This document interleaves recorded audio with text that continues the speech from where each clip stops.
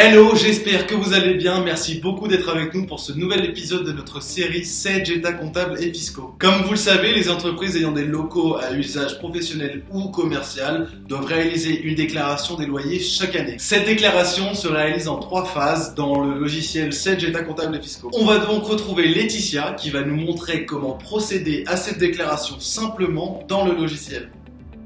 Baptiste, les entreprises ayant des locaux à usage professionnel ou commercial, dont ils sont exploitants au 1er janvier de l'année et pour lesquels ils sont passibles de la cotisation foncière des entreprises, doivent procéder à une déclaration des loyers.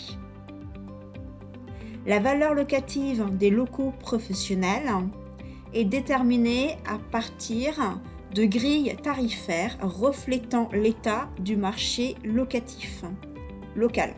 Ces grilles tarifaires sont élaborées à partir de la collecte des loyers via la déclaration de loyer. Cette déclaration se fait uniquement par téléprocédure. Les entreprises récupèrent via EDI Requête la liste et les caractéristiques des locaux qu'elles occupent au 1er janvier de l'année, puis renvoie les loyers correspondant à ces locaux. La date limite de dépôt de la déclaration des loyers est la même que la date limite de dépôt de la déclaration de résultat. La déclaration se déroule en 3 phases. En premier, tu envoies une requête à l'administration fiscale via le service EDI Requête. Cette fonction est disponible dans le menu Traitement, Déclaration de loyer, Interrogation de la DGFiP. Cet assistant permet de générer le flux EDI Requête et interroger la DGFiP sur les locaux occupés.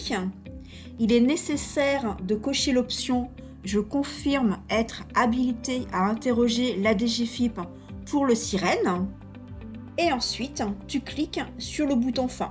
En cliquant sur le bouton « Fin », la demande de transmission à l'administration est transmise par l'intermédiaire de Direct Déclaration.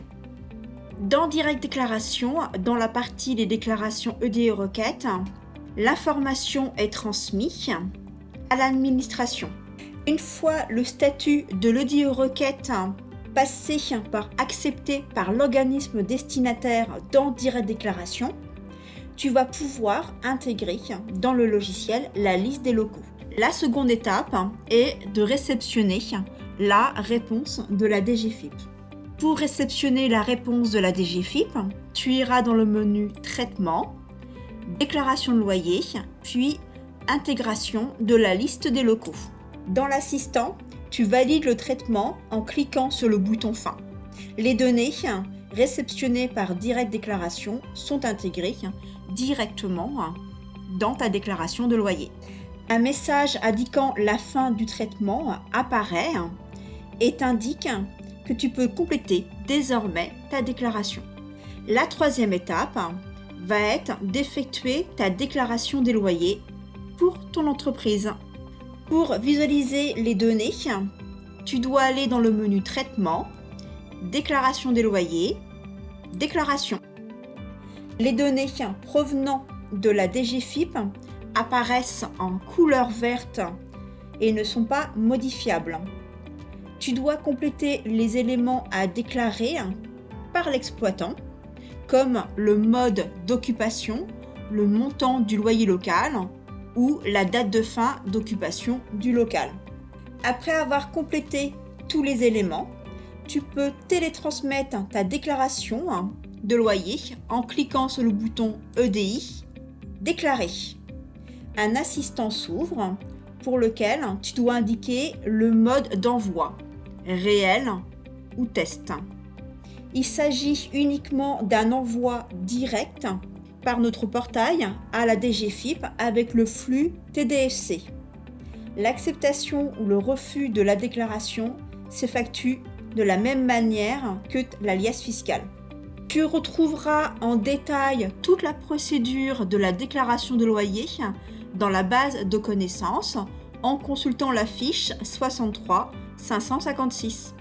Si tu souhaites d'autres informations sur l'utilisation du logiciel État comptable et fiscaux, tu peux utiliser les vignettes dans l'IntuiSage pour te former sur Sage University, approfondir tes connaissances dans la base de connaissances ou effectuer une recherche d'informations dans l'aide en ligne, mais également tu peux partager sur cette City ou poser tes questions sur le chat assistance. À très bientôt Baptiste. Merci beaucoup Laetitia, on te donne rendez-vous très prochainement pour un nouvel épisode dans lequel tu nous parleras de la gestion multidossier. En attendant cette vidéo et pour être sûr de ne pas rater sa sortie, je vous encourage vraiment à vous abonner à notre chaîne et pour être bien sûr de recevoir l'alerte, activez vos notifications. Avant de vous quitter, je tiens à vous dire que notre service support est présent sur Twitter. C'est un réseau que nous utilisons pour vous communiquer des informations très importantes en rapport avec votre solution, donc je vous encourage vraiment à y jeter un petit coup d'œil. Rejoignez notre communauté en allant suivre le compte Sage Support FR. Voilà, c'est tout pour aujourd'hui. Merci beaucoup de nous avoir suivis. On espère que cette vidéo vous a plu. Si c'est le cas, n'hésitez surtout pas à nous mettre un gros like et à partager cet épisode. On se dit à très vite.